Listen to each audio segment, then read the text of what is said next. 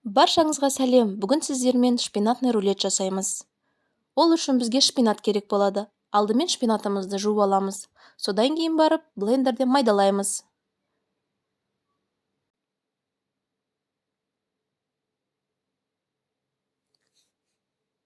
Шпинатымызды бөліп салсақ, жақсылап майдаланады.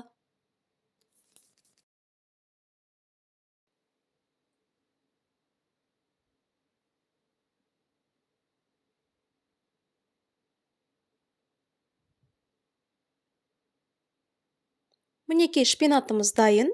Енді бұны үлкен ыдысқа саламыз.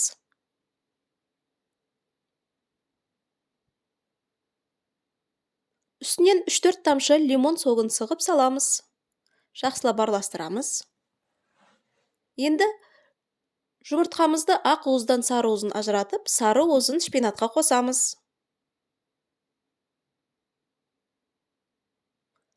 Ақ уызымызға сары уызымыз түсіп кетпеу керек.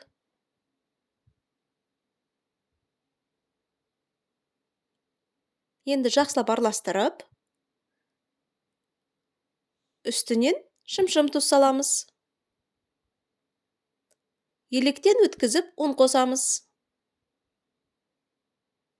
Бұны да жақсылап араластырамыз.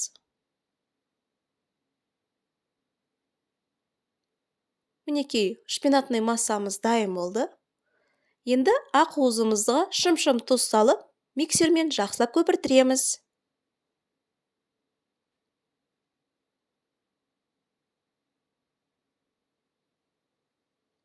Дайын болған массаны осылай тексереміз.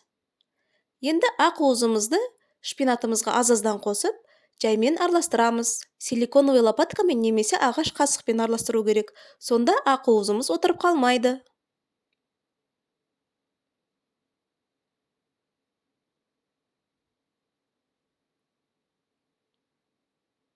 Міндетті түрде аз-аздан қосыңыз ақ уызды. Сонда бір келкі болып араласады.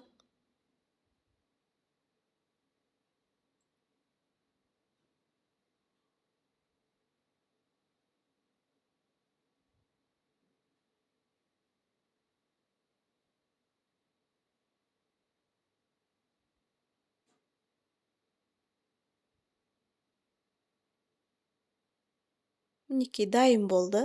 Енді пергамент төселген листімізға шпинатымызды салып, жақсылап тегістейміз.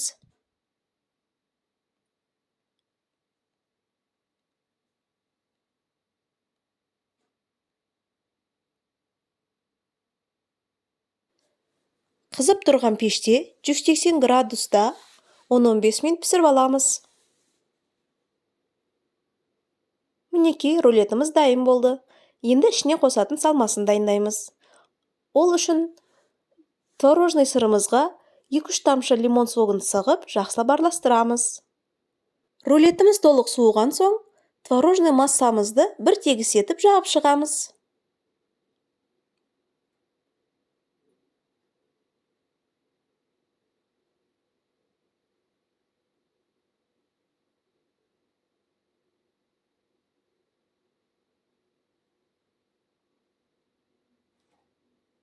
Мінекей творожный массамызды осылай бір тегіс етіп жағып шықтық. Енді семга балығымызды турап, осылай бір шетінен салып шығамыз.